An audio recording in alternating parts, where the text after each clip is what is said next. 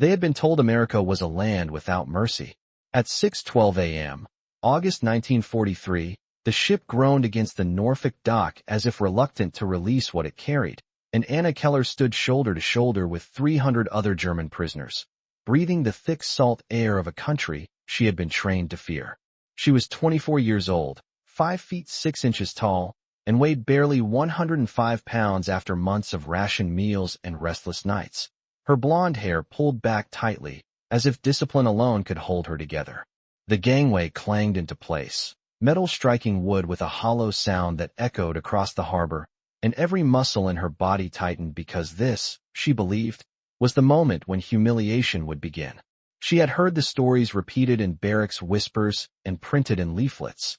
Americans were cruel, Americans were chaotic, Americans would make examples of them. She expected shouting. She expected hands pushing her forward. She expected to feel smaller than she already did. Instead, when the first line of prisoners stepped onto the dock, there was only the ordinary sound of seagulls and the low murmur of harbor workers starting their day. An American military policeman stood at the bottom of the ramp with a rifle slung over his shoulder, but he did not bark orders. He yawned. He checked his wristwatch as if he were late for a bus. Anna stepped forward when it was her turn, boots touching American soil for the first time, and waited for something terrible to happen. Nothing did. Beyond the dock stretched a city untouched by the war she had known. Brick warehouses standing straight, windows unbroken, trucks rolling past with crates of produce, and in the distance church steeples rising into a blue sky that held no smoke. She felt disoriented, as though she had stepped into the wrong country by mistake. In Germany, she had learned to read the skyline for damage, to count what was missing. Here, nothing seemed missing at all. A line of American soldiers guided the prisoners toward a processing area set up under a canvas awning to shield them from the rising heat. Among them stood Captain William Harper, 38 years old, broad-shouldered, his uniform pressed and his expression steady, a man who had served long enough to understand that power did not need to be loud. Anna noticed him because he was watching the line carefully, not with suspicion, but with attention, as if memorizing faces.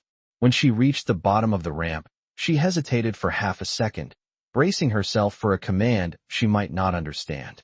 Captain Harper stepped slightly to the side, clearing the path in front of her. "Keep moving," he said evenly, not unkindly, and gestured toward the shade. That small motion unsettled her more than cruelty would have. He had moved out of her way. The prisoners were handed identification tags and directed to stand in orderly rows. An American clerk with wire-rimmed glasses called out names from a manifest, his accent careful but respectful when he attempted German pronunciations. There was no shouting. No one laughed at them. The efficiency felt almost impersonal, and that, too, was confusing. Anna's mind searched for the hidden edge in each action, the trap that must surely be waiting. The sun climbed higher, pressing heat against her back, and she felt sweat gather beneath the coarse fabric of her uniform. A young American private approached with a metal water container and paper cups. He held one out to her. She did not take it. She remembered warnings about deception, about poisoned gifts, about enemies who smiled before they struck. The private hesitated, unsure, and looked toward Captain Harper. The captain walked over, took a cup from the container, filled it himself, and drank it in one steady motion. He handed the next cup to Anna. "It's just water," he said. She could not understand every word, but she understood the gesture. Slowly, she accepted the cup.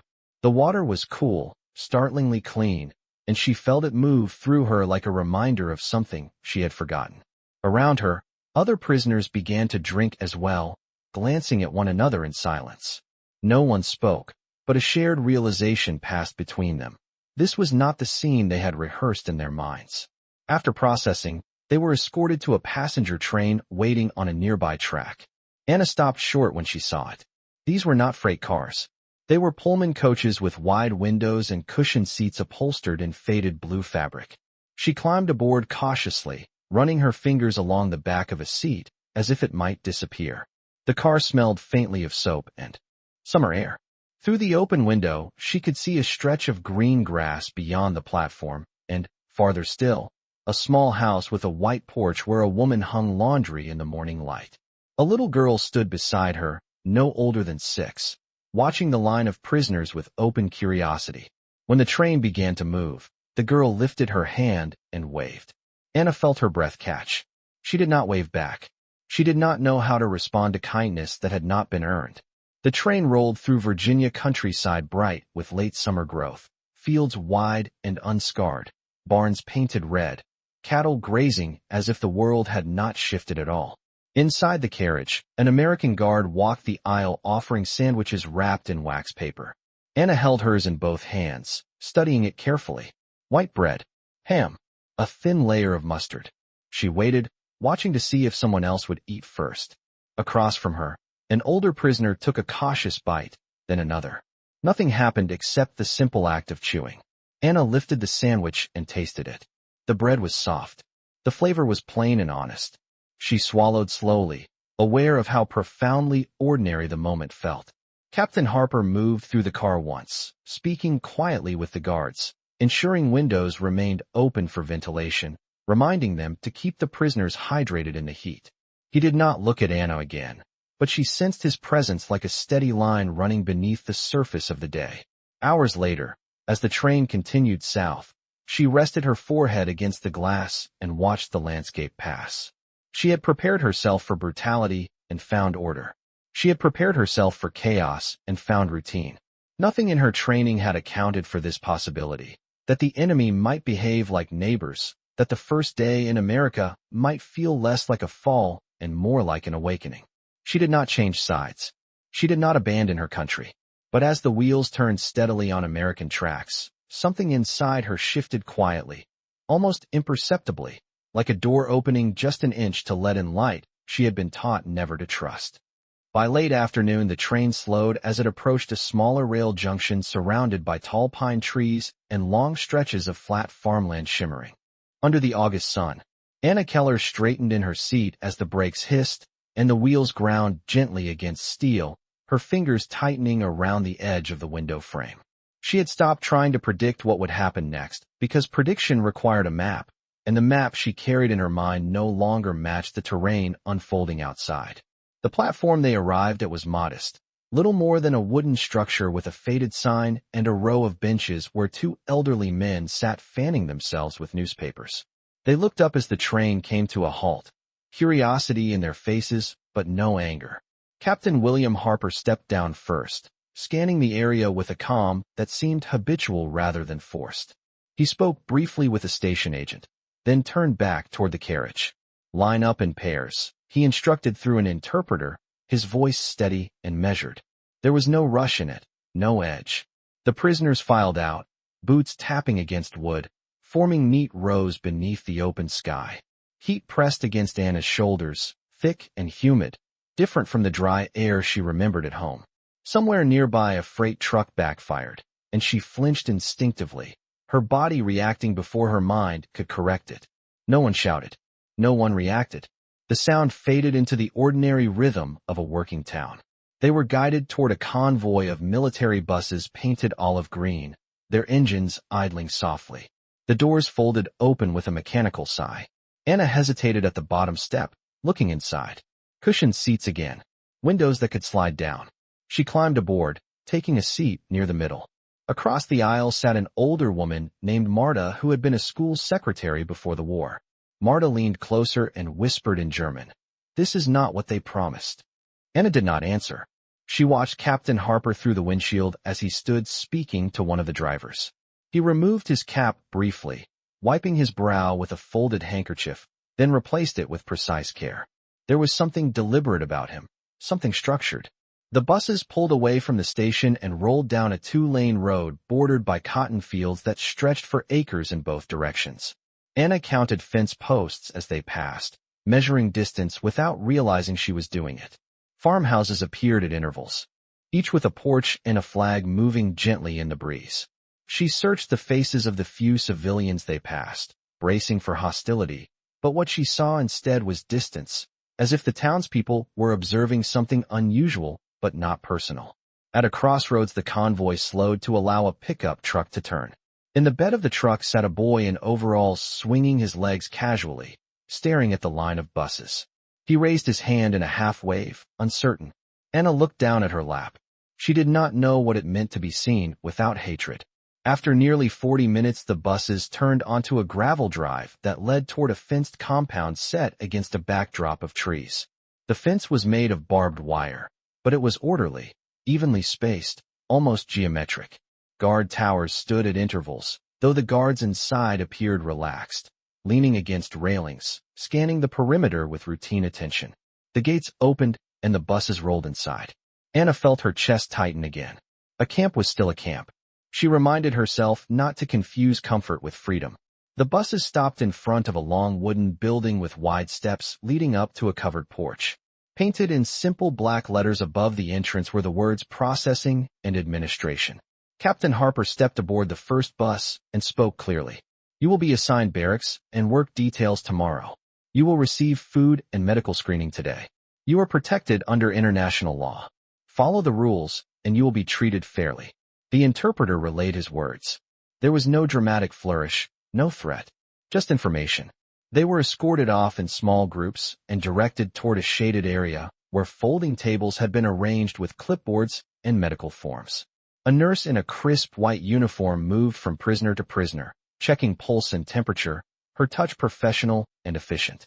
When she reached Anna, she placed a thermometer beneath her tongue and waited, her expression neutral but not cold. Anna met her eyes briefly and saw nothing resembling contempt. The thermometer was removed. The nurse made a note on the chart and gave a small nod. You are fine, the interpreter translated. Fine. The word felt fragile, almost foreign. After medical screening, they were guided to a mess hall built of pale wood with large, screened windows to allow air circulation. Ceiling fans turned lazily overhead. The smell of food drifted through the room, warm and unfamiliar. Anna's stomach tightened in response, though she tried to ignore it. They were handed metal trays and directed along a serving line. Scrambled eggs, toast, a slice of apple, coffee poured from a metal pot. She stared at the tray as if it might dissolve. Captain Harper stood near the far wall observing, arms loosely folded behind his back, ensuring order without interference. The prisoners took seats at long wooden tables. For a moment no one moved.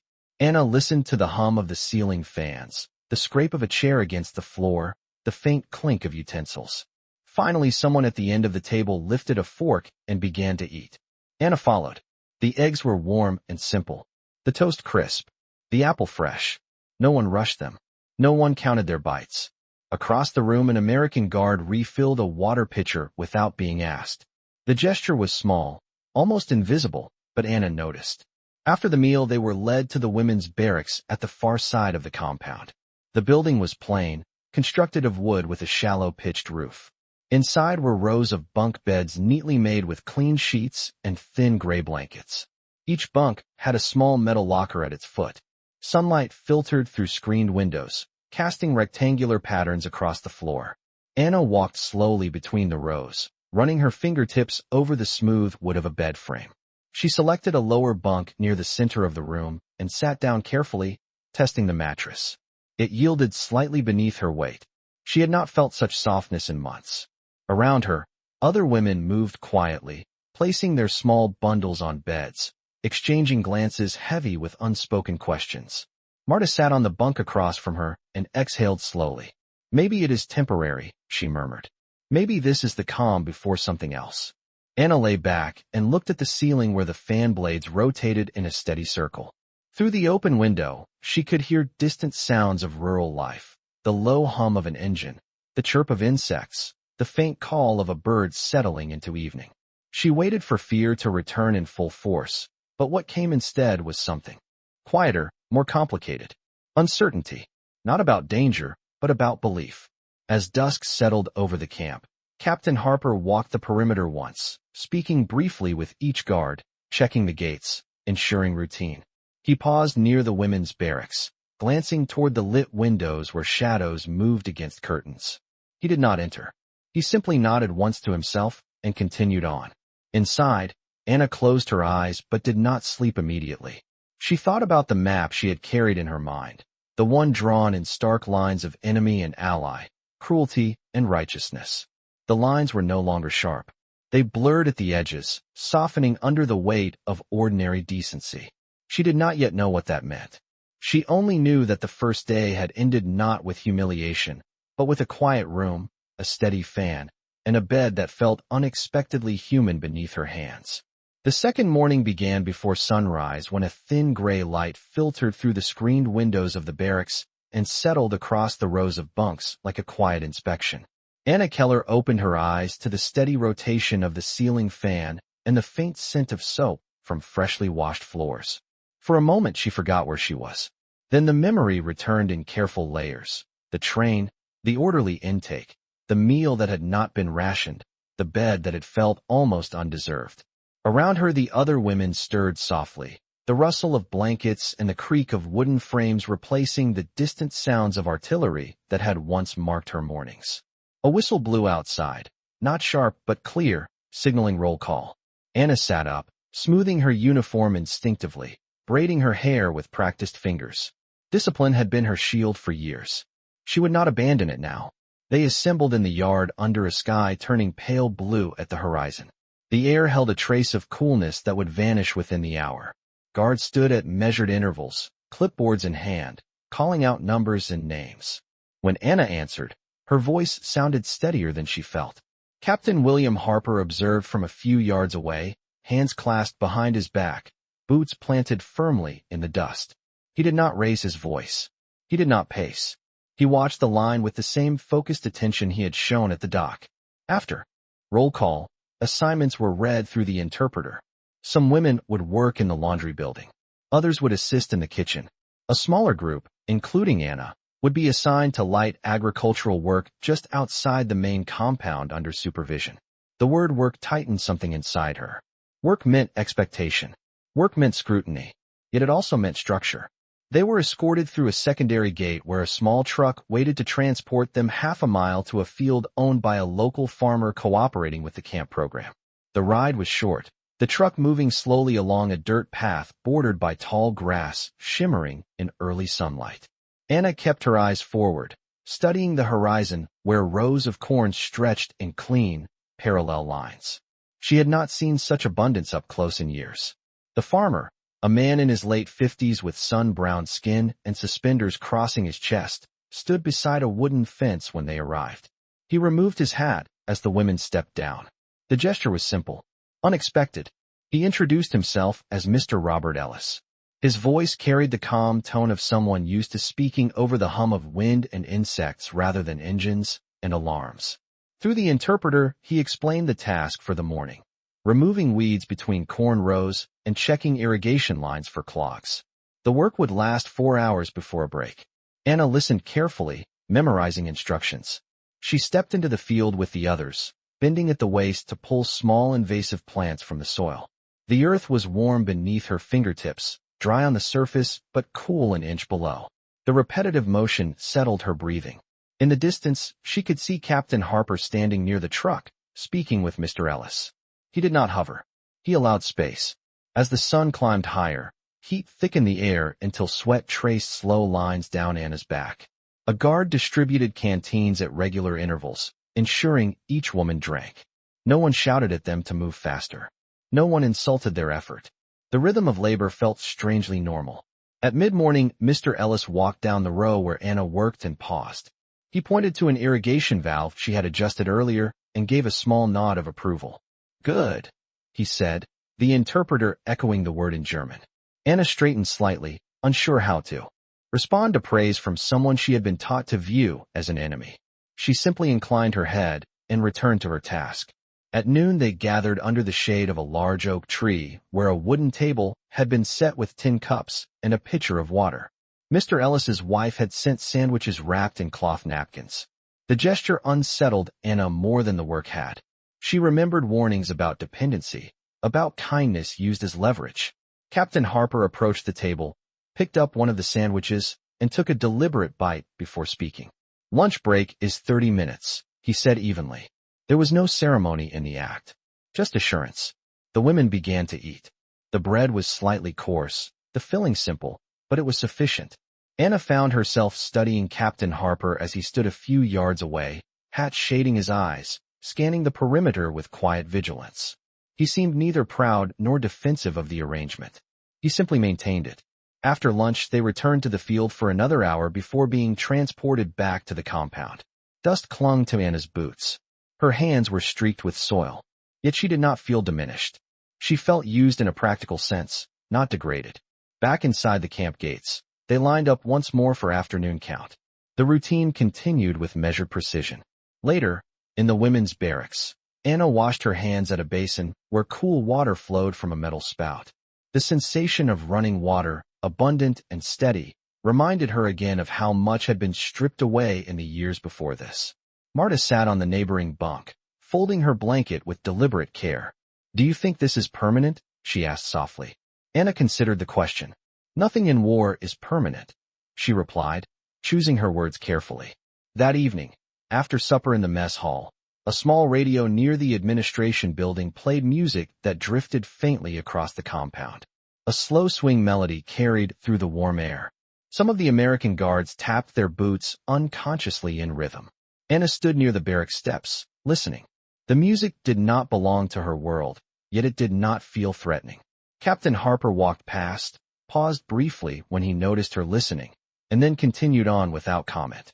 The sky shifted from gold to deep violet as the sun disappeared beyond the trees. One by one, lights flickered on in the barracks windows. Anna lay on her bunk later that night, hands folded over her chest, replaying the day in quiet detail. The field, the nod of approval, the shared lunch beneath the oak tree. None of it erased the larger conflict beyond the fences. None of it rewrote history, but it complicated it. She realized that what unsettled her most was not the absence of cruelty. It was the presence of ordinary decency repeated in small, consistent actions. Decency required no announcement. It did not demand gratitude. It simply existed. As the ceiling fan turned above her and insects hummed softly outside the screens, Anna understood that the true shift had begun not when she stepped onto American soil, but when she witnessed discipline without humiliation and authority without contempt. The map in her mind continued to redraw itself, not with bold strokes, but with fine lines traced slowly in the quiet hours between sunset and sleep. The fourth morning arrived with a low blanket of mist resting just above the fields beyond the fence, softening the edges of everything it touched. Anna Keller stepped out of the barracks into air that felt almost cool against her skin, the kind of air that hinted at autumn even though summer still held its grip. Roll call proceeded with the same measured rhythm as the previous days. Names answered, numbers confirmed, boots shifting quietly in the packed dirt. Routine had begun to settle into her bones. It did not erase uncertainty, but it gave it boundaries. After assignments were read, Captain William Harper approached the small group scheduled for agricultural duty, including Anna. He studied a clipboard for a moment, then looked up. "You will assist with equipment maintenance this morning," he said through the interpreter. "Stay together. Follow instructions." His tone carried neither suspicion nor warmth. It carried expectation. The truck transported them once more to Mr. Robert Ellis's farm, but instead of heading directly into the cornfield, they stopped beside a long wooden shed where a red tractor sat idle under an open overhang.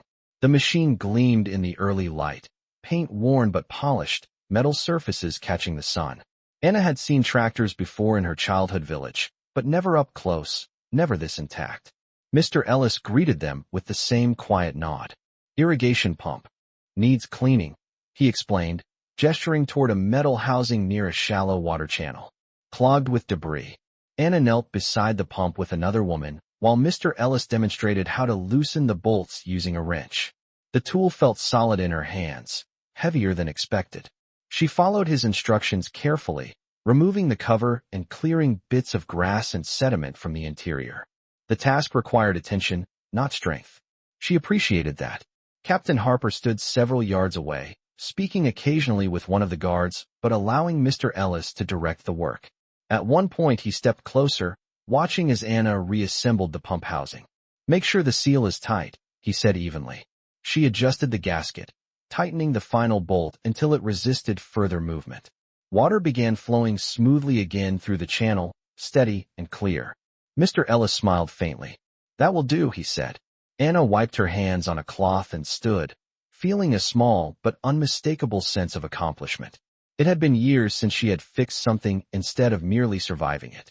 The sun rose higher, burning off the mist, and the field brightened into sharp detail.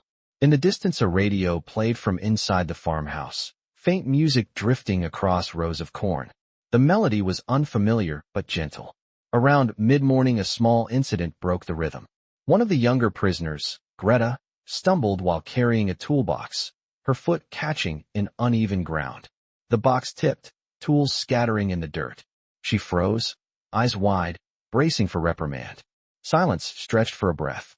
Then Mr. Ellis bent down without comment and began picking up the wrenches.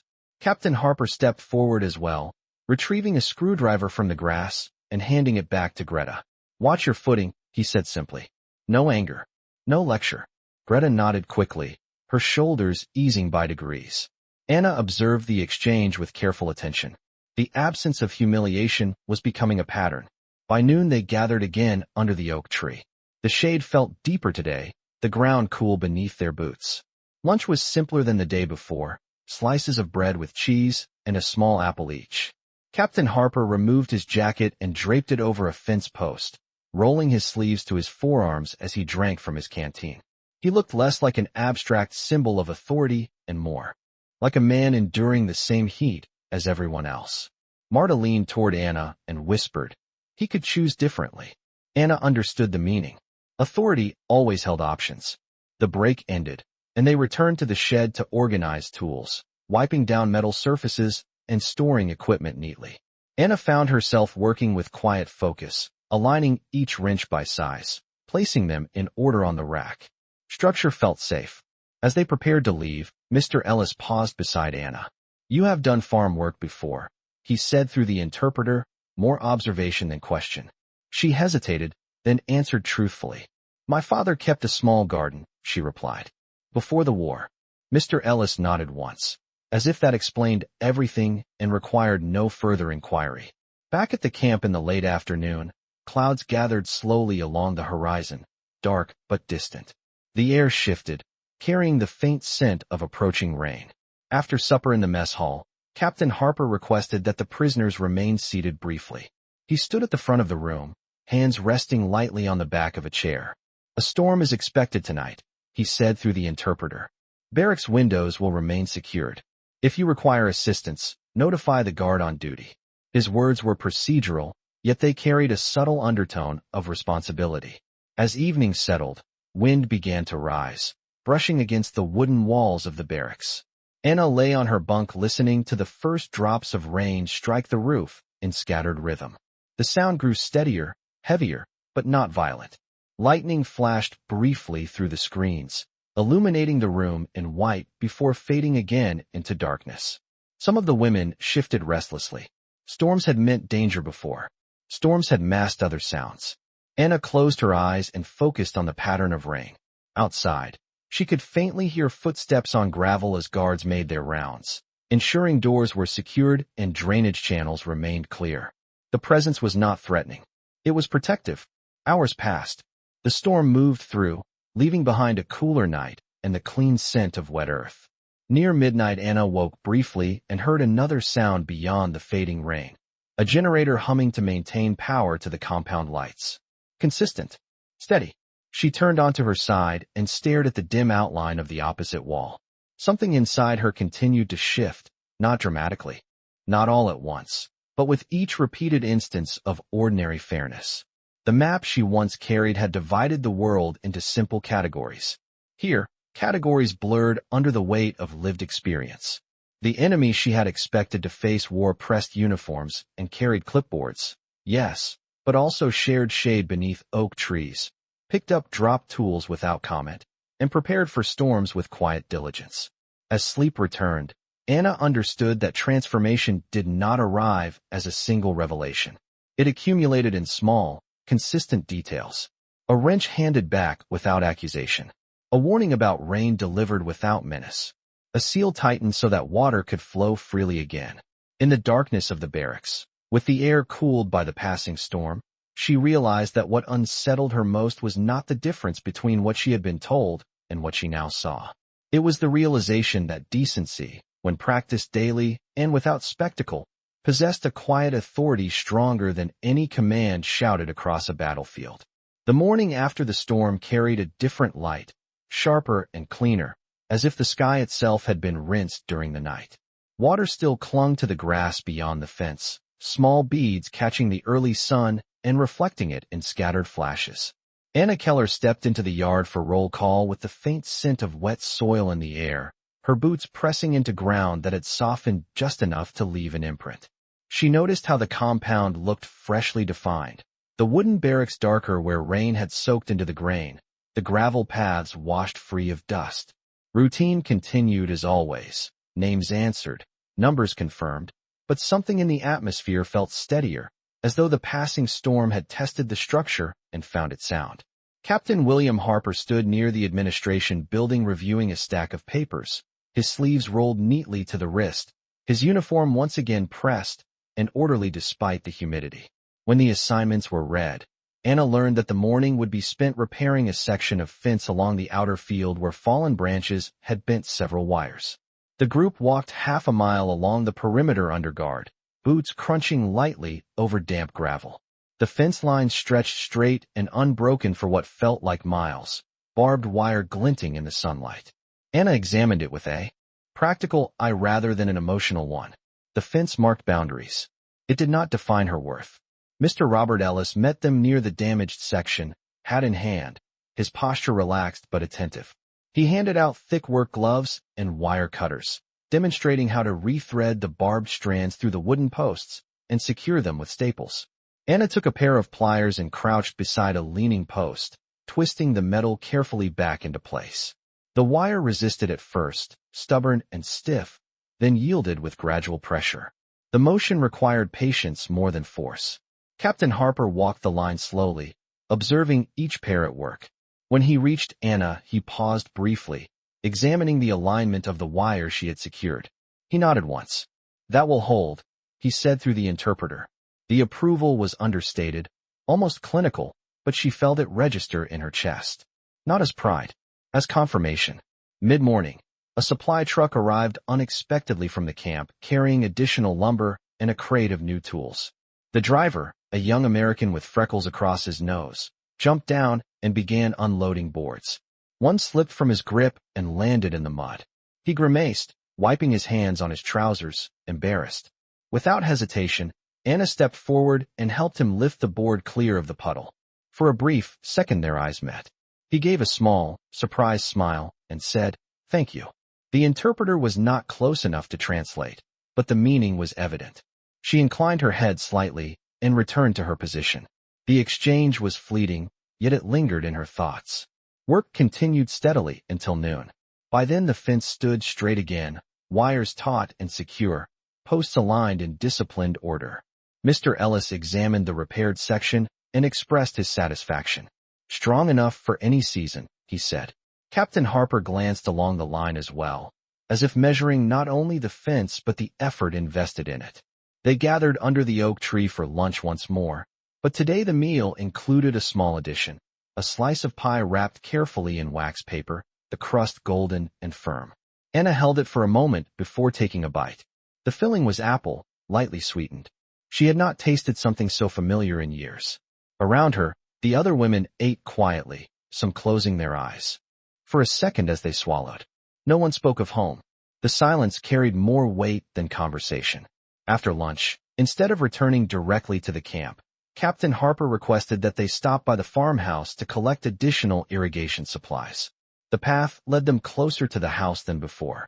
White paint reflected the afternoon sun, and wind chimes hung near the porch, moving gently in the breeze. Mrs. Ellis stood in the doorway holding a basket of folded cloths. She did not approach, but she watched with composed curiosity. Anna felt the unfamiliar sensation of being observed without hostility. Inside the yard, chickens moved lazily across the grass, unconcerned with uniforms or boundaries. The normalcy of the scene pressed against her assumptions like steady pressure reshaping metal. Supplies collected, they returned to the truck and rode back toward the camp. As they passed a small wooden church set back from the road, Anna saw a sign near the entrance announcing a community gathering scheduled for Sunday evening. The simplicity of it struck her. Life here continued with announcements about potluck dinners and choir practice, even while a global conflict reshaped continents elsewhere. Back at the compound in late afternoon, the sky remained clear, but the air carried a cooler edge left behind by the storm. Anna washed her hands at the outdoor basin, scrubbing away the faint scent of metal from the fence wire. Captain Harper approached the basin as well, removing his cap and setting it on the ledge. For a moment they stood side by side, water running steadily from separate spouts. "You worked efficiently today," he said through the interpreter, not looking directly at her, but speaking into the shared space. Anna hesitated before answering. "I have repaired fences before," she replied evenly. He nodded. "Order requires maintenance," he said simply. The statement lingered between them, broader than the task at hand. Order requires maintenance. The phrase echoed in her mind long after he stepped away. That evening, the camp held a brief informational meeting in the yard. Captain Harper addressed both the women's and men's compounds separately, explaining updated mail procedures and the opportunity to write letters home under supervision. The announcement caused a subtle stir among the prisoners.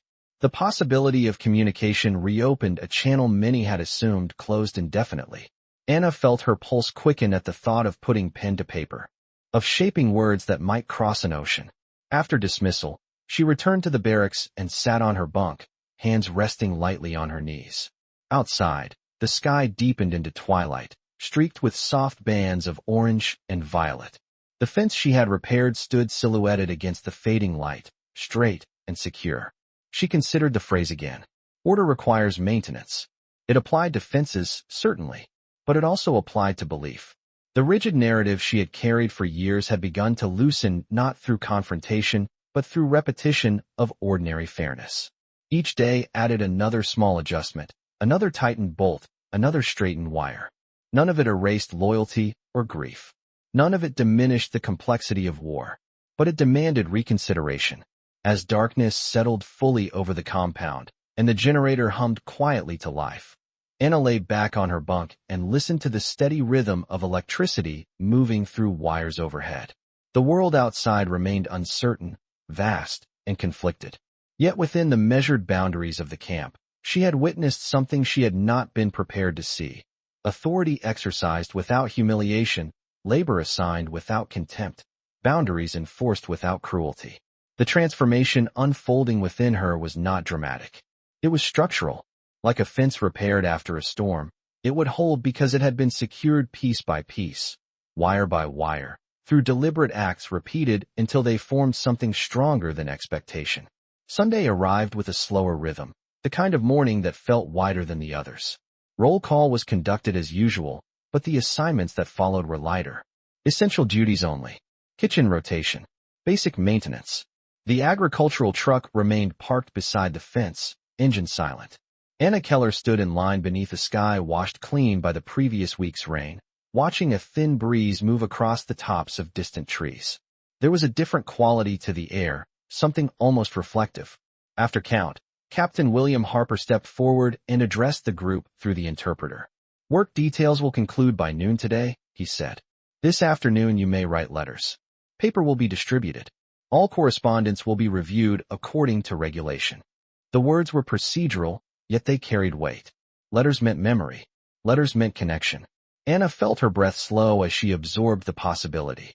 The morning passed quietly. She was assigned to assist in the laundry building, where rows of metal basins stood beneath high windows that allowed sunlight to spill across the damp concrete floor. Steam rose in thin ribbons as sheets were scrubbed and rinsed. The repetitive motion of lifting, wringing, folding created a steady rhythm. Marta worked beside her, sleeves rolled to the elbow, concentrating on smoothing creases with precise strokes. No one spoke much. There was an unspoken understanding that the afternoon would demand emotional energy. Shortly before noon, Captain Harper entered the laundry building to inspect equipment. He paused near the doorway, observing the orderly stacks of folded linens. "Efficiency is appreciated," he said evenly. Anna glanced up briefly, meeting his eyes for a second before returning to her task. The approval was neither personal nor distant. It was balanced. By 12 o'clock the whistle sounded, and the women returned to the barracks. Tables had been arranged along the center aisle, each with a stack of paper, envelopes, and pencils sharpened carefully to fine points. A guard stood at the far end of the room, not looming but present. Anna sat at one of the tables, smoothing the sheet of paper before her. The blank space felt immense. For years her thoughts had been confined to survival. Now she was being asked to translate them into language. She wrote her father's name first, then paused. She did not know whether the address would still be valid. She did not know whether the garden behind their old house still existed. The pencil hovered above the page. Around her, other women began to write, the soft scratch of graphite filling the room like a quiet chorus. Anna lowered the tip of her pencil and began with a simple sentence. I am safe. She chose each word deliberately. She did not exaggerate. She did not conceal. She described the camp in factual terms. The routine, the work, the food. She avoided politics.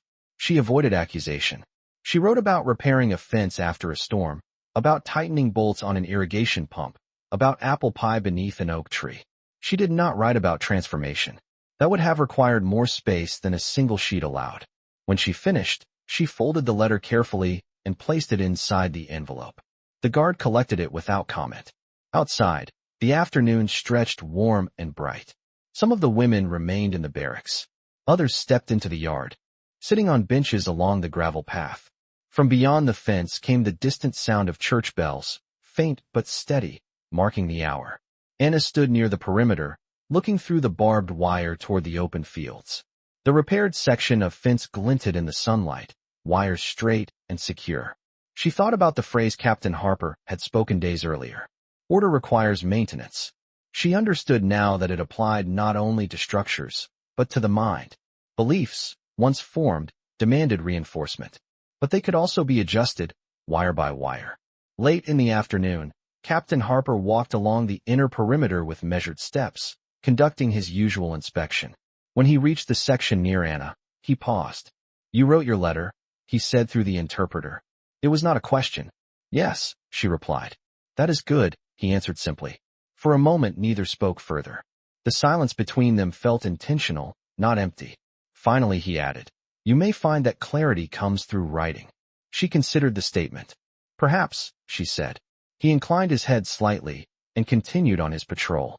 As the sun lowered toward the horizon, casting long shadows across the compound, a small group of American guards gathered near the administration building with a portable radio.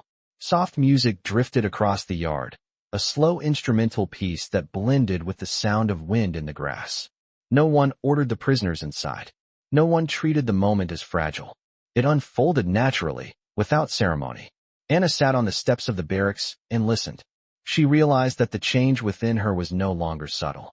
It had taken shape, not as allegiance to a different flag, not as rejection of her past, but as recognition that humanity did not belong exclusively to one side of a border. The map she once carried had drawn rigid lines between virtue and vice, civilization and chaos. The experiences of the past week had complicated those lines beyond simplification. She had seen authority exercised with restraint. She had witnessed labor assigned without humiliation. She had observed a fence repaired not to intimidate, but to maintain order after a storm. The sky deepened into amber and then into soft indigo. Lights flickered on in the guard towers, steady and unobtrusive. Anna rose from the steps and walked once more along the gravel path, her boots making a gentle crunch with each step. She stopped at the repaired section of fence and rested her gloved hand lightly against one of the wooden posts. It was firm, stable, reliable. She understood that her own understanding had been reinforced in much the same way. Not through grand gestures, through repetition, through consistency, through ordinary decency repeated until it became undeniable. As night settled fully and the generator hummed to life, casting a soft glow over the compound, Anna returned to her bunk and lay back, hands folded loosely over her chest. She thought about the letter already traveling outward, crossing distance she could not measure. She thought about Captain Harper's steady voice, about Mr. Ellis's quiet nod of approval, about a young driver saying thank you without hesitation. None of these moments erased the wider conflict beyond the fences, but they reshaped her understanding of what existed within them. In the darkness, with the fan turning slowly overhead, she recognized that transformation does not announce itself. It accumulates. It strengthens like wire tightened after a storm. It holds because it is maintained. And in that steady, unremarkable accumulation, something within her had changed in a way that would not easily return to its former shape. Monday returned with the firm precision of routine, the softness of Sunday replaced by measured movement and clear instruction. The air held a faint trace of autumn now, subtle but present, a cooler undercurrent beneath the lingering warmth. Anna Keller stood in formation at roll call, shoulders squared, her posture no longer rigid with anticipation but aligned with quiet awareness. The yard felt smaller than it had a week ago, not because it had changed, but because she had learned its rhythm. Names were called. Numbers confirmed. Captain William Harper stepped forward after the final count, a folder tucked beneath his arm. "Mail has been received," he said through the interpreter. The words moved through the line like a current. Anna felt her pulse quicken despite herself. A wooden crate was brought forward, envelopes stacked neatly inside. The guard began reading names in alphabetical order. When Anna heard her own, it sounded almost unfamiliar in the open air. She stepped forward and accepted the envelope with both hands. The paper felt thin but steady, the handwriting unmistakable. She did not open it immediately. She returned to her place in line, holding it carefully as if it carried weight beyond its size. Assignments were announced. The agricultural group would return to Mr. Robert Ellis's farm to prepare a new section of soil for late planting. The truck ride felt different that morning. Not lighter, more grounded. Anna traced the edge of the envelope with her thumb as the fields rolled past, green fading gradually into patches of gold. At the farm, Mr. Ellis greeted them with his usual nod, directing them toward a recently cleared plot near the irrigation channel. The soil had been turned once already, dark and damp from the previous rain. Wooden stakes marked straight lines for planting. Anna knelt and began loosening the earth between the rows, breaking larger clumps into smaller fragments with deliberate pressure. The repetitive motion steadied her breathing. Captain Harper walked the perimeter of the field, clipboard in hand, noting progress. When he passed near Anna, he glanced briefly at the envelope tucked into her jacket pocket. "You may open it during the noon break," he said evenly through the interpreter. It was not permission requested. It was permission given. She inclined her head slightly in acknowledgement. The morning unfolded without interruption. Sunlight brightened the field, and the scent of soil rose gently with each turn of the rake. At noon they gathered beneath the oak tree. Anna sat apart from the others, back against the rough bark, envelope resting on her knees. For a moment she simply held it, studying the familiar slope of her father's handwriting. Then she broke the seal carefully, unfolding the single sheet inside. The letter was brief. He wrote that the house still stood. The garden had yielded modest vegetables despite shortages. He had received her message and was relieved to know she was safe. He did not speak of politics. He did not speak of blame.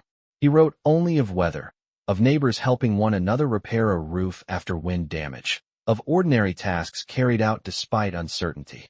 Anna read the lines twice, absorbing each word. There was no accusation in them, no instruction, only quiet endurance. She folded the paper slowly and placed it back inside the envelope. Across the shade, Captain Harper stood speaking with Mr. Ellis, his posture relaxed but attentive. Anna realized that her father's description of neighbors repairing a roof echoed what she had witnessed here. Maintenance after storms, work shared without spectacle. The parallel unsettled her gently. After lunch the planting began. Seeds were distributed in small cloth sacks. Anna moved down the marked row, pressing each seed into the soil at measured intervals, covering it carefully with her palm. The act felt symbolic without her intending it to be. Planting required faith in unseen growth.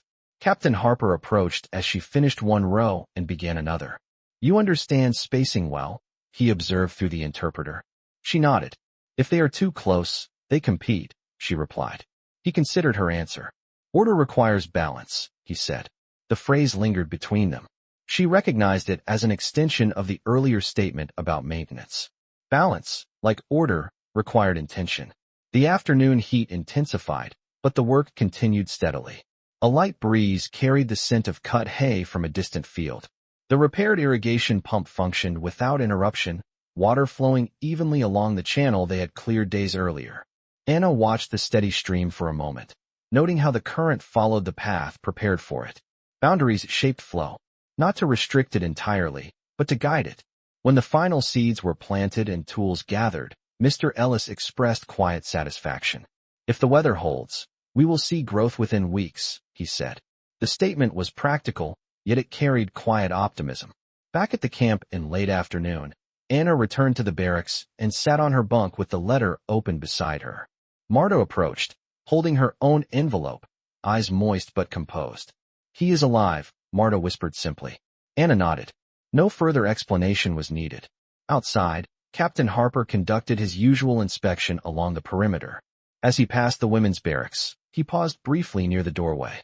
"You received good news," he said to Anna through the interpreter. It was not a question. She met his gaze steadily.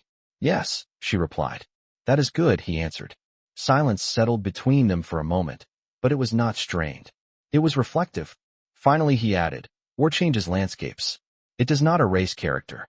The words were measured, devoid of grandness. Yet they struck with clarity. After supper, as twilight settled across the compound, Anna walked once more to the section of fence she had repaired. The wires held firm, catching the last light of day. Beyond them, fields stretched wide and undisturbed. She thought about the seeds resting beneath the soil, unseen, but present. She thought about her father tending his garden across an ocean. She thought about Captain Harper's steady voice and Mr. Ellis's patient instruction. None of these erased the broader conflict. None of them simplified it. But they complicated the narrative she had once accepted without question. In the quiet hum of the generator as darkness fell, Anna returned to her bunk and placed her father's letter beneath her pillow. The ceiling fan turned in steady circles overhead. The camp lights cast soft lines across the floor. Transformation, she understood now, did not require spectacle. It required repetition, evidence, and time. Like seeds pressed carefully into prepared soil, it remained unseen at first. But given balance and maintenance, it would take root. And in that realization, lying awake in the measured stillness of the barracks, she understood that what had changed within her was not loyalty or memory. It was perspective, reshaped by the quiet authority of ordinary decency repeated day after day until it could no longer be dismissed as coincidence. Tuesday carried a brightness that felt almost deliberate, as if the sky itself had decided to remove all ambiguity. The air was clear, the horizon sharp, and the fields beyond the fence shimmered in early sunlight. Anna Keller woke before the whistle, her father's letter still beneath her pillow, and lay still for a moment listening to the quiet breathing of the other women. The transformation within her no longer felt fragile. It felt structured, like the fence line she had repaired, steady because it had been secured piece by piece. Roll call proceeded with familiar precision. Captain William Harper stood at his usual place, posture composed, boots aligned evenly in the gravel. After count, he announced that a small inspection team from Regional Command would visit later that week. "Camp order must remain consistent," he said through the interpreter. "Standards do not change because visitors arrive." The statement was simple, yet Anna recognized its meaning. Order here was not performance. It was practice. The morning assignment returned them to Mr. Robert Ellis's farm, but this time the task was different. A section of irrigation trench had collapsed slightly after the storm, narrowing the water flow. The trench was shallow, no more than 2 feet deep, carved in a straight line between planting rows. Anna stepped down into it carefully, boots pressing into damp earth. She used a small spade to clear sediment from the channel, reshaping the sides so the water could pass without obstruction. Above her, Mr. Ellis and a guard observed quietly. Captain Harper stood a short distance away, hands clasped behind his back, watching not with suspicion but with evaluation. The work required balance. If she carved too deeply, the trench would weaken. If she left it too shallow, water would spill beyond its intended path. She moved slowly, measuring each cut with her eyes before making it. When the flow resumed evenly, sliding past her boots in a clear line, she felt a quiet satisfaction. Mr. Ellis nodded once. "Good alignment," he said. Captain Harper stepped closer, glancing at the steady stream. "Control allows movement," he remarked through the interpreter. Anna considered the phrase. Control allows movement. The paradox settled into her thoughts. Boundaries, when structured correctly, did not suffocate. They directed. At noon, beneath the oak tree, the group rested with water and simple sandwiches.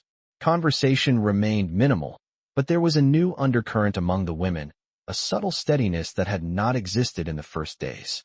Greta spoke quietly about learning to repair tools back home. Marta mentioned her father's carpentry bench. The past was no longer described solely through loss. It was described through skill. After lunch, Mr. Ellis asked if Anna would assist in adjusting a wooden gate near the livestock enclosure. The hinge had loosened, causing the gate to sag slightly. She examined the hinge carefully, noting the angle at which the screws had pulled from the wood. With a screwdriver and steady pressure, she removed the loose screws, repositioned the hinge slightly higher, and secured it firmly into solid grain. The gate swung open and closed smoothly once more. The movement was quiet, balanced. Captain Harper watched from a distance, then approached after Mr. Ellis stepped away. "You work with attention," he said through the interpreter. Anna wiped her hands on a cloth before responding. "Attention prevents mistakes," she replied. He studied her for a moment, not critically but thoughtfully. "And prevents escalation," he added. The word hung between them. Escalation. She understood that he spoke not only of gates and trenches. The truck ride back to the camp passed in reflective silence. Fields rolled by in long stretches of green and gold, interrupted occasionally by white farmhouses and red barns standing firm against the sky. Anna held her father's letter in her jacket pocket again, not reading it, but feeling its presence. Back at the compound, preparations for the upcoming inspection had already begun. The yard was swept. The administration building windows were polished. Yet the atmosphere did not feel tense. It felt consistent. Captain Harper walked the perimeter with a clipboard, checking fence integrity, verifying guard schedules, ensuring equipment remained properly stored. When he reached the repaired section of fence, he paused briefly, running his fingers along the tightened wire before making a small notation. Anna observed from several yards away. He did not praise publicly. He did not dramatize. He maintained. That evening, after supper, a brief meeting was held in the yard.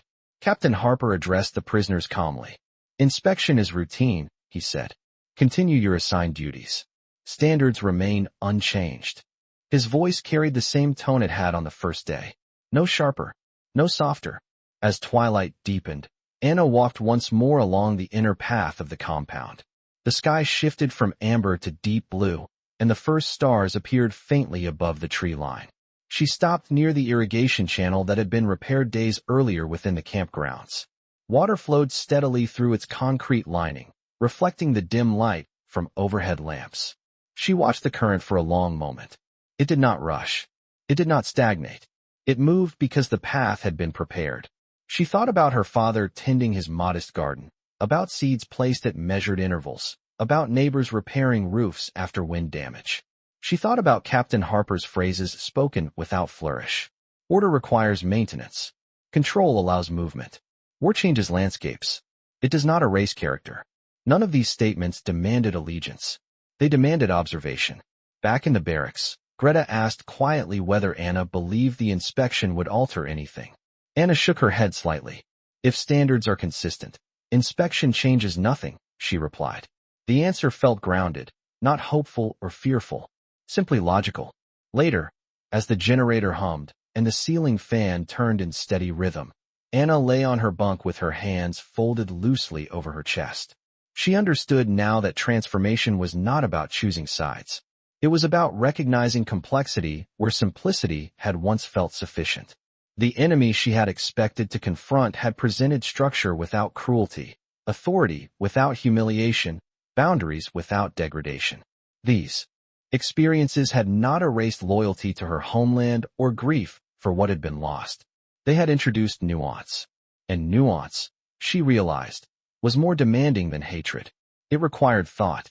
It required balance. As sleep approached, she pictured the irrigation trench restored to its proper depth, the gate swinging evenly on its adjusted hinge, the fence line holding firm after repair. Structures functioned when maintained with intention. So did belief.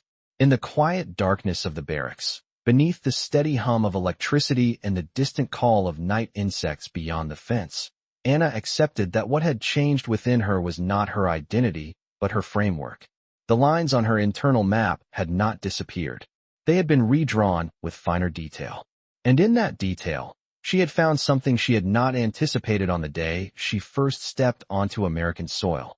The realization that decency, practiced consistently and without spectacle, possesses a quiet strength that reshapes understanding not through force, but through steady example. The morning of inspection arrived without announcement from the sky. There were no dark clouds gathering, no wind shifting direction. The air was still and measured, as if the land itself intended to observe.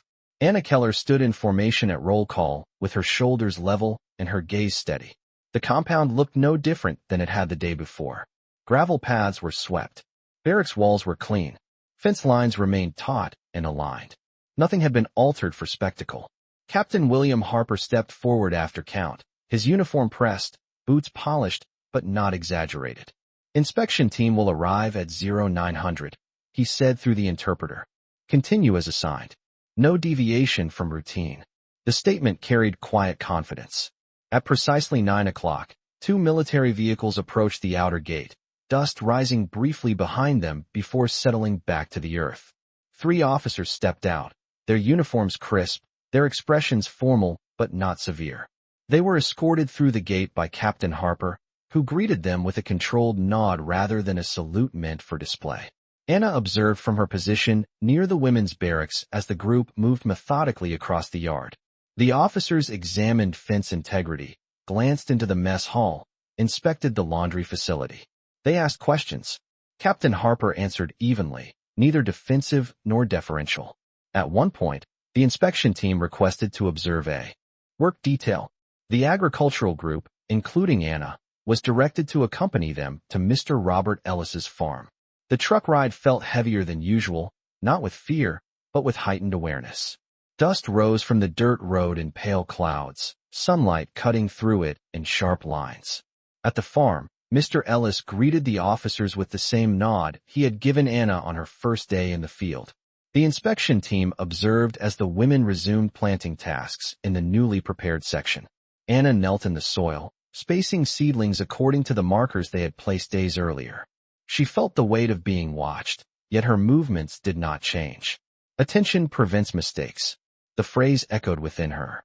One of the officers stepped closer, examining the irrigation trench she had reshaped earlier in the week. Water moved through it evenly, without spill or stagnation. He asked Mr. Ellis a question regarding supervision. Mr. Ellis answered plainly, gesturing toward Captain Harper. "Clear instructions. Consistent oversight," he said. The officer nodded once, then stepped back. Anna continued working, pressing soil gently around each fragile stem. There was no performance in the act, only repetition. After observing for nearly an hour, the inspection team returned to the camp. The truck ride back was quiet. Captain Harper did not speak, but his posture remained unchanged, hands resting lightly on his knees as the vehicle moved over uneven ground. Back inside the compound, the officers completed their review of barracks and facilities. They paused near the repaired section of fence. One officer ran his gloved hand along the tightened wire and examined the staples set into the post. He turned slightly toward Captain Harper. "Maintenance is thorough," he remarked. Captain Harper inclined his head. "It is ongoing," he replied. Ongoing. The word settled into Anna's thoughts. Transformation, like maintenance, was not a completed act. It required continuation. By early afternoon, the inspection team departed as quietly as they had arrived. Dust settled behind their vehicles. The gate closed with its usual metallic click. There was no announcement of success, no visible sign of relief. Routine resumed immediately. Lunch was served in the mess hall with the same portions and pace as any other day. Anna sat at the long wooden table, fork moving steadily from plate to mouth. Across the room, Captain Harper spoke briefly with one of the guards, then stepped outside into the sunlight. Marta leaned toward Anna and whispered, "It changes nothing." Anna nodded. "That was the point," she replied. In the late afternoon, she walked once more along the irrigation channel within the campgrounds. The water reflected the sky in small, shifting patterns. She crouched beside it, touching the surface lightly with her fingertips. Cool. Steady. She realized that the inspection had not unsettled her as she might have expected weeks ago. Instead, it had confirmed something she had been observing quietly. The order here did not depend on scrutiny. It existed before it. Captain Harper approached along the gravel path, his boots making a soft crunch with each step. He stopped a few feet away. Inspection report will be filed tonight, he said through the interpreter. Standards were met. There was no pride in his tone, only acknowledgement. Anna rose to her feet. Because standards were already in place, she replied carefully. He studied her for a moment, not with suspicion, but with assessment. Consistency builds trust, he said. She considered the statement. Trust had been the one element entirely absent from her expectations when she first arrived. Yet it had formed gradually, not demanded, not declared. It had grown through irrigation trenches repaired correctly, gates aligned evenly, letters permitted without manipulation. The sky shifted toward evening, clouds streaked thin across a pale horizon. Guards rotated shifts with quiet efficiency. The generator prepared for nightfall. Anna returned to the barracks and sat on her bunk, unfolding her father's letter once more. His handwriting remained steady on the page. He had written about tending soil, about preserving what could be preserved. The parallel to her days here felt unmistakable. Preservation did not always require force. Sometimes it required discipline and restraint. As darkness settled and lights illuminated the perimeter fence, Anna lay back and listened to the soft hum of electricity. She understood now that the inspection had not been a test of appearance. It had been a confirmation of structure. And structure, when rooted in consistent decency, did not falter under observation. The transformation within her had reached another quiet threshold. She no longer measured every action against suspicion. She measured it against pattern. Authority here had demonstrated stability without spectacle, oversight without humiliation, correction without degradation. The internal map she once carried had been redrawn again that day, not with dramatic lines, but with refinement. Nuance had replaced absolutes. Balance had replaced reflex. As sleep approached, she pictured the irrigation trench guiding water in a steady path, the fence holding firm under scrutiny, the gate swinging evenly on its hinge. Structures maintained with intention did not require performance. They required integrity. And in the measured stillness of the barracks, beneath the quiet glow of camp lights and the distant hum of the generator, Anna recognized that what had changed within her was not a single belief overturned, but a framework strengthened by repeated evidence. Consistency had done what force could not. It had reshaped understanding through steady example, until doubt gave way not to surrender, but to clarity. The days following the inspection did not accelerate or slow. They continued with the same measured cadence, as if time inside the compound had chosen discipline over drama. Wednesday morning rose clear and pale, a thin ribbon of fog hovering just beyond the outer fence before dissolving into sunlight. Anna Keller stood in line for roll call with a steadiness that would have been unfamiliar to her only weeks earlier. The gravel beneath her boots felt known now, each crunch predictable, each breath deliberate. Captain William Harper stepped forward after count, holding a folded sheet of paper. Weather reports indicate a temperature drop by the weekend, he said through the interpreter. Additional blankets will be distributed. Agricultural schedule will adjust accordingly. The statement was practical, almost mundane, yet Anna recognized in it the same pattern she had observed since arrival. Anticipation, preparation, maintenance before discomfort could become disruption. That morning the agricultural group returned to Mr. Robert Ellis's farm, not for planting or repair, but for harvest inspection. The first seedlings they had placed into the soil were beginning to show small green arcs breaking the surface. Anna knelt beside one fragile sprout, brushing loose dirt away gently with her fingertips. The growth was modest, barely 2 inches tall, but unmistakable. Mr. Ellis crouched beside her, studying the line of emerging plants. Good spacing, he remarked. They have room. Anna nodded slightly. Room. The word carried meaning beyond agriculture. Captain Harper observed from a few yards away, hands behind his back, gaze scanning the field with quiet evaluation. He did not interfere. He did not instruct unnecessarily. When one of the younger prisoners asked a question about watering intervals, he allowed Mr. Ellis to answer, reinforcing the chain of authority without asserting dominance. The morning progressed with small tasks, checking moisture levels, adjusting a wooden support for a climbing vine, reinforcing a corner of the trench that had begun to crumble at the edge. Anna worked steadily, measuring each action before committing to it. She noticed that her thoughts no longer returned automatically to suspicion.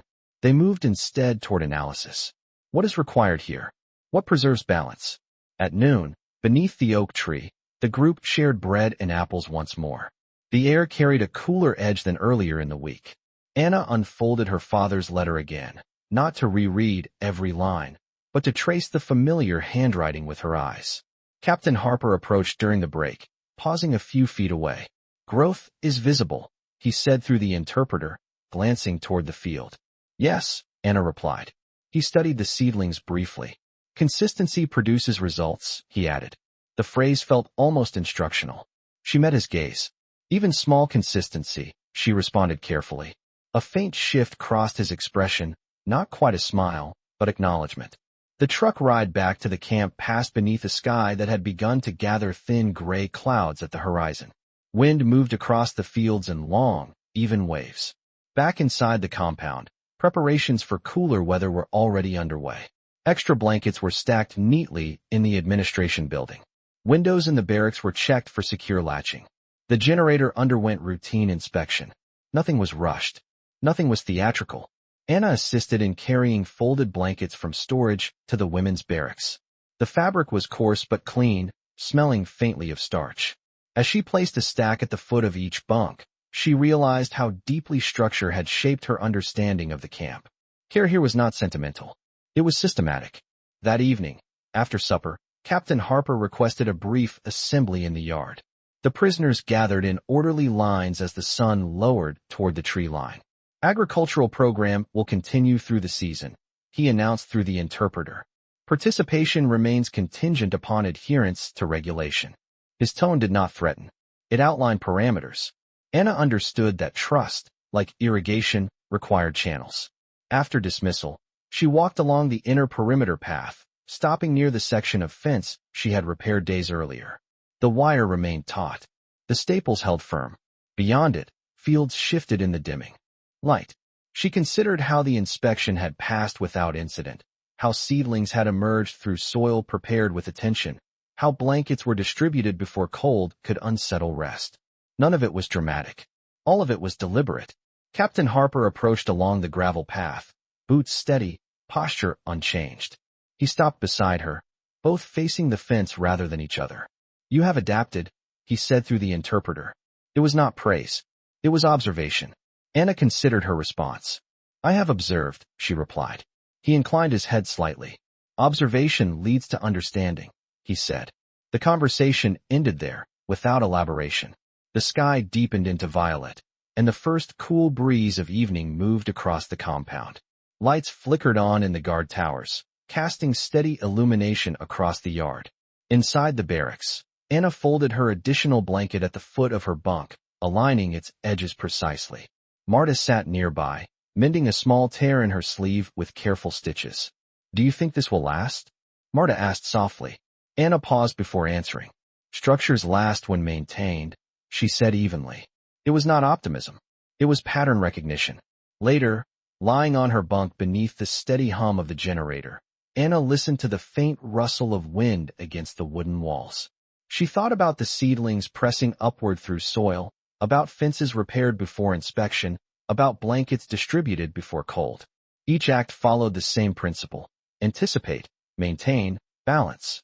The transformation within her had moved beyond surprise. It had become integration. She no longer measured every action against an expectation of cruelty. She measured it against consistency. Authority here had proven predictable in the most stabilizing way. Predictable in fairness. Predictable in restraint.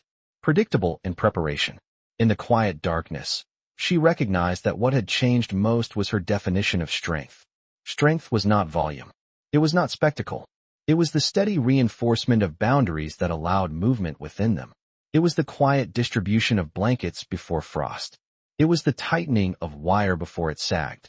As sleep approached, she pictured the field beyond the fence, rows marked clearly, seedlings emerging where seeds had been placed with care. Growth required space and order. Understanding required the same. And in the measured stillness of the compound, beneath a sky turning fully dark and a wind growing slightly colder with the coming season, Anna accepted that her internal map had been redrawn once again, not erased, not replaced, but refined. The lines were clearer now, more precise, shaped not by fear, but by observation repeated until it formed certainty. Thursday arrived with a sharper wind that moved across the compound in steady currents, pressing against wooden walls and carrying with it the unmistakable signal of a changing season. Anna Keller stepped outside for roll call and felt the difference immediately, the air brushing cool against her face, the gravel beneath her boots dry and firm. The additional blanket at the foot of her bunk had not been necessary yet, but its presence had shifted something subtle inside her. Preparation had become expectation. Captain William Harper stood in his usual position, posture upright, hands clasped lightly behind his back. After count, he addressed the group through the interpreter. Temperature will continue to drop overnight, he said. Work schedules will begin earlier to use daylight efficiently. His tone remained consistent, measured, and unembellished. The agricultural truck carried the group back to Mr. Robert Ellis's farm under a sky streaked with pale clouds. The fields looked different in cooler light, less vibrant, but more defined. The seedlings they had planted days earlier now stood clearly above the soil, thin green lines marking intention fulfilled. Anna knelt beside one row and examined the spacing again, noting how each plant had room to stretch without pressing against its neighbor. Mr. Ellis joined her briefly, hands resting on his hips. They will strengthen before frost, he said. Roots first, then height. Roots first. The phrase lingered. Captain Harper observed from a short distance, speaking occasionally with a guard about adjusting the schedule for shorter daylight hours. He did not rush the work. He did not push for visible progress. The morning task involved reinforcing wooden stakes along the field's edge to protect the younger plants from wind.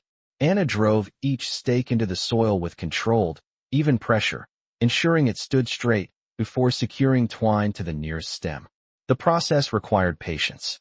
If tied too tightly, the plant would bend unnaturally. If too loose, it would not be supported. Balance again. At midday, beneath the oak tree, the group ate in near silence. The cooler air sharpened the scent of earth and distant hay.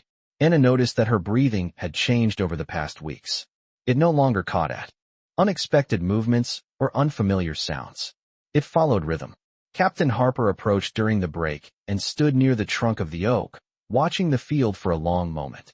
Stability requires adjustment, he said through the interpreter, almost as if thinking aloud.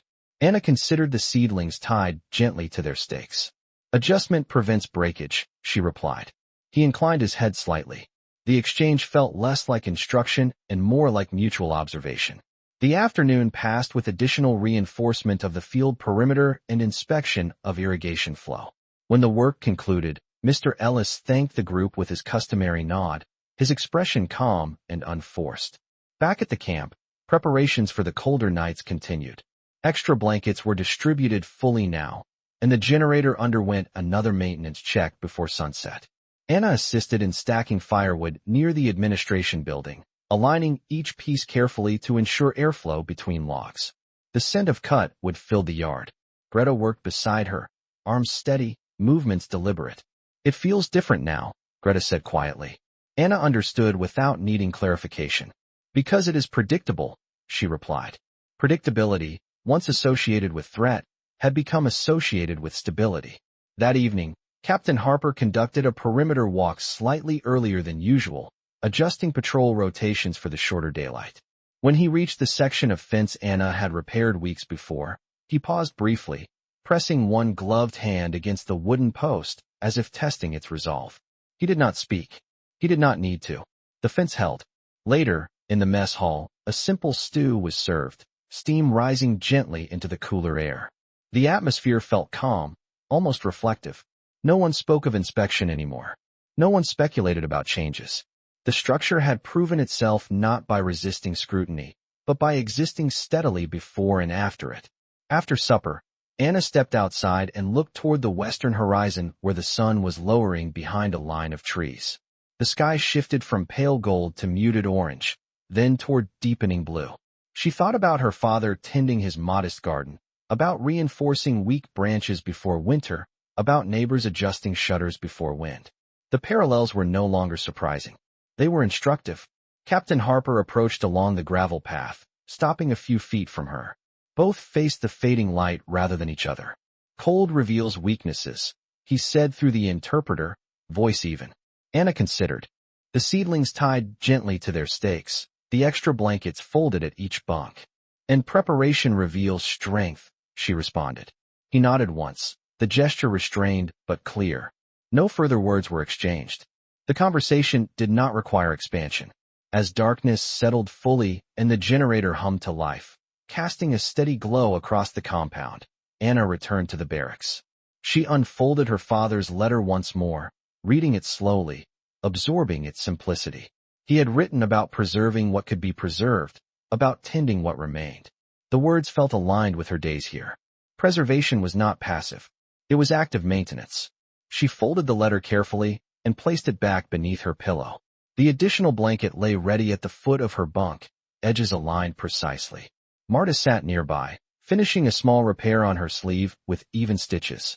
The air inside the barracks held a faint chill, but it was not uncomfortable. It was anticipated.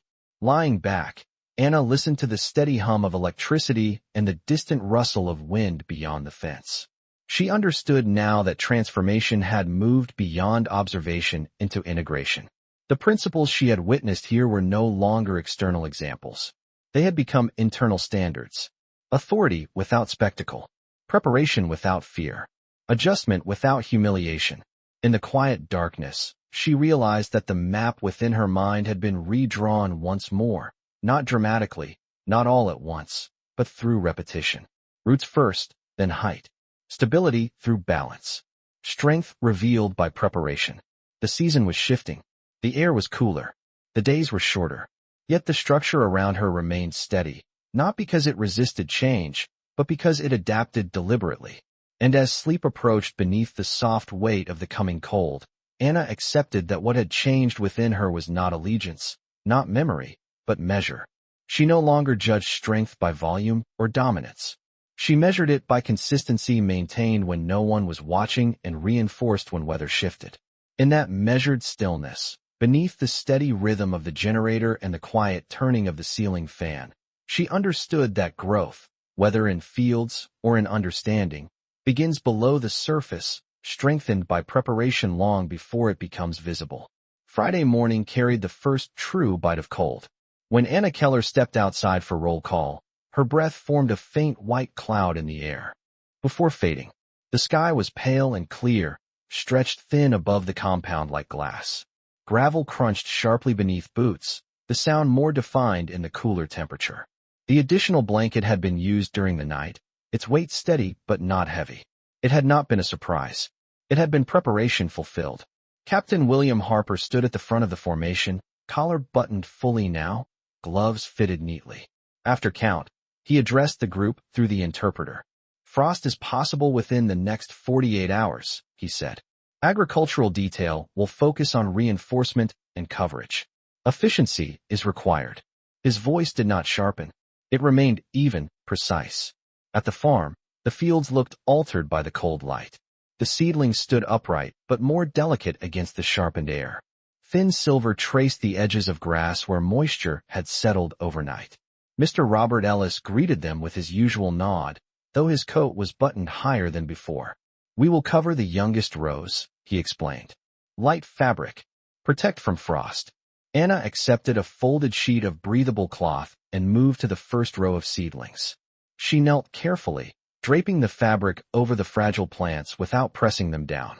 The materials settled lightly, creating a thin barrier between growth and cold. The work required coordination. Too tight, and the stems would bend. Too loose, and wind would displace the covering. She adjusted each section with measured hands, securing corners with small wooden pegs. Captain Harper walked along the perimeter of the field, checking alignment, ensuring spacing remained consistent. When he paused near Anna, he observed the way she positioned the fabric. Anticipation prevents damage, he said through the interpreter. She pressed a peg firmly into the soil before replying. Damage is easier to prevent than repair, she answered. He inclined his head once. The exchange felt complete without further elaboration. By mid-morning the field carried a new appearance, rows of pale coverings stretching in quiet order across the dark earth.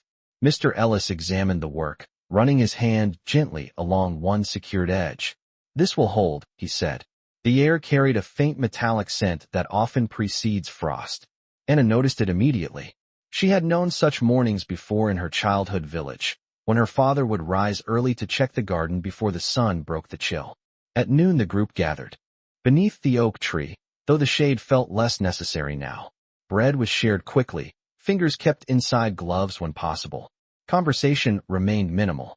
The wind carried small gusts across the field, tugging lightly at the fabric coverings. Anna watched them hold firm. After the break, the group reinforced the irrigation channel to prevent standing water from freezing overnight. Anna crouched beside the trench she had reshaped weeks earlier, ensuring the water continued to flow rather than pool. The current moved steadily, reflecting pale light in narrow lines. Captain Harper stood nearby, observing without interruption. "Flow must continue," he said through the interpreter. Anna nodded. "Stagnation invites fracture," she replied. He studied the trench for a moment longer, then stepped back. The truck ride to the camp felt colder, wind pressing against the sides of the vehicle as it moved across open road. Fields passed in muted colors, the green of earlier weeks deepening toward autumn brown. Back inside the compound, preparations for frost continued with quiet coordination. Additional firewood was stacked near the administration building. Guards checked window latches again. Extra blankets were distributed without announcement, simply placed at the foot of each bunk. There was no alarm, only action. Anna assisted in securing a loose shutter on the women's barracks, tightening the hinge screws with steady pressure until the wood sat flush against the frame. Greta held the ladder steady while she worked. "It feels different from before," Greta said softly once Anna climbed down. Anna understood. "Because it is done before fear arrives," she replied. As evening approached, the temperature dropped further. The sky shifted quickly from pale gold to steel blue, then into deepening indigo. Captain Harper conducted his perimeter walk earlier than usual, checking each section of fence with deliberate attention. When he reached the segment Anna had repaired weeks ago, he tested the wire once more. It remained taut. He paused briefly, then continued along the path. Inside the mess hall, supper was served quickly to preserve warmth. Steam rose visibly from bowls, curling into the cooler air. Anna wrapped her hands around the metal cup of warm broth, absorbing heat through her gloves. The generator began its low hum earlier than usual as darkness settled faster under the shortened day. Later, in the barracks, Anna unfolded her father's letter again, reading it slowly beneath the dim light. He had written about covering the last remaining vegetables before frost, about checking hinges and reinforcing weak boards. The parallels no longer surprised her. They affirmed a pattern she had come to recognize. Preservation requires foresight. She folded the letter and placed it beneath her pillow, then pulled the additional blanket over her shoulders. The fabric carried a clean, neutral scent. Around her, the other women settled quietly into their bunks. Wind brushed against the wooden walls in steady currents. It did not rattle them. The shutters held firm. Lying awake for a few moments before sleep, Anna listened to the layered sounds. Wind outside, generator hum, the faint rustle of blankets shifting. She understood now that transformation is tested not during calm, but during change of season. When air sharpens, when frost threatens. The structure around her had anticipated the shift and adjusted before fracture could occur. Authority had prepared without spectacle. Maintenance had preceded crisis. In that awareness, she recognized the final refinement within her own thinking. She no longer measured strength by confrontation or dominance. She measured it by preparation, by balance sustained under pressure, by quiet foresight that prevents collapse before it begins. As sleep approached beneath the weight of the blanket and the steady rhythm of controlled warmth, Anna accepted that the cold would arrive. Frost would settle. Seasons would change.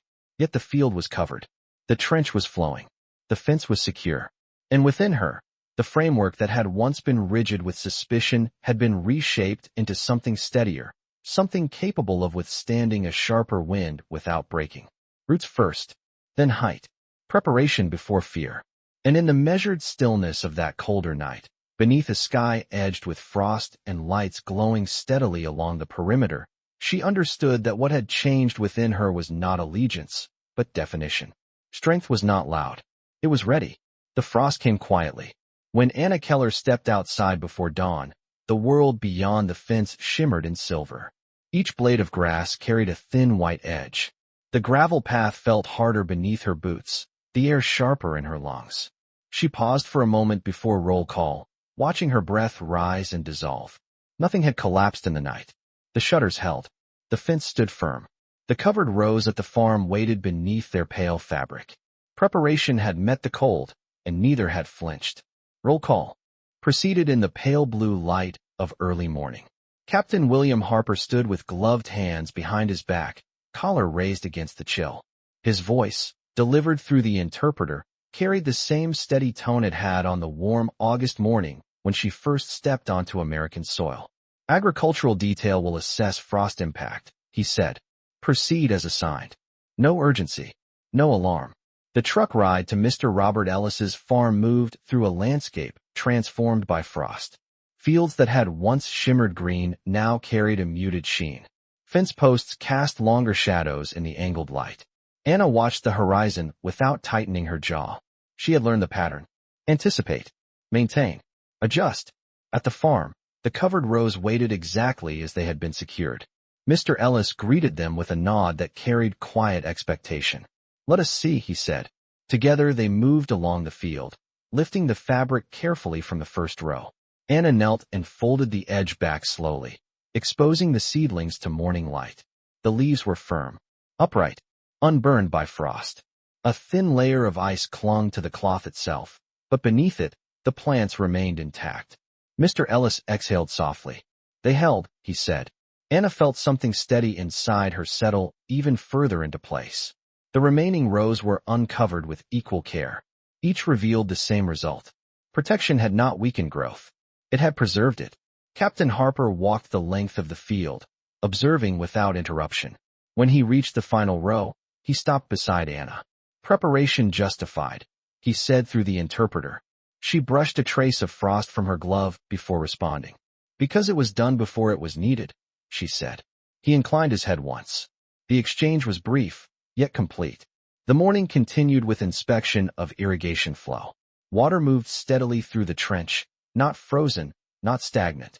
Anna crouched beside it and touched the surface lightly. Cold, moving, controlled. She remembered the first day she had seen American streets untouched by destruction.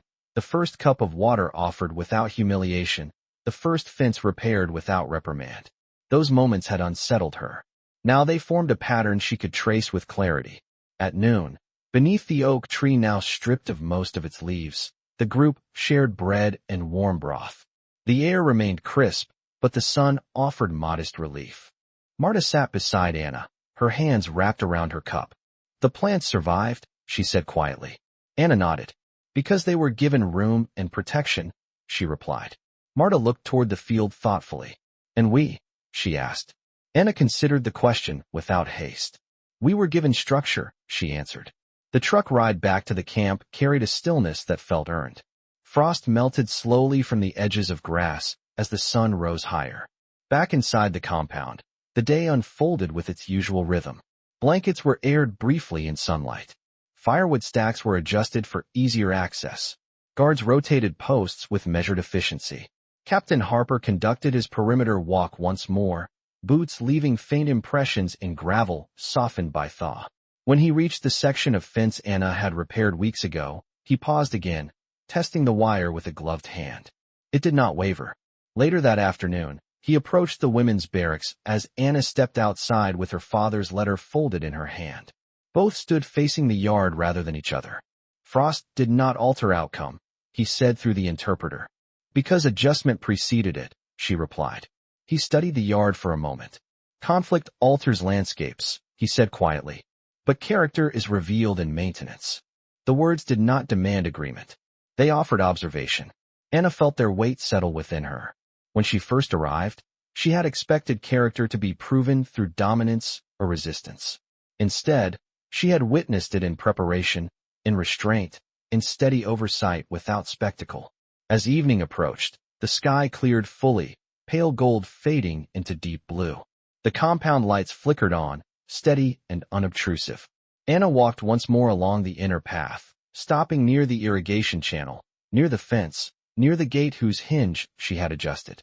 Each structure stood as it had the day before, not because weather had been gentle, but because maintenance had been deliberate. She unfolded her father's letter once more, reading the familiar lines in the dimming light. He had written about preserving dignity in small routines, about tending what remained with care. She realized that dignity, like seedlings under frost cloth, does not require noise. It requires protection and space. In the barracks that night, beneath the steady hum of the generator and the added weight of the blanket, Anna lay awake for a few quiet minutes. She thought about the first day on the dock, about the absence of shouting, about the first orderly meal, about a captain who stepped aside instead of forward. None of those moments had been dramatic, yet together they had shifted something fundamental. She did not abandon her homeland. She did not forget its soil, but she no longer believed that humanity belonged exclusively within one border.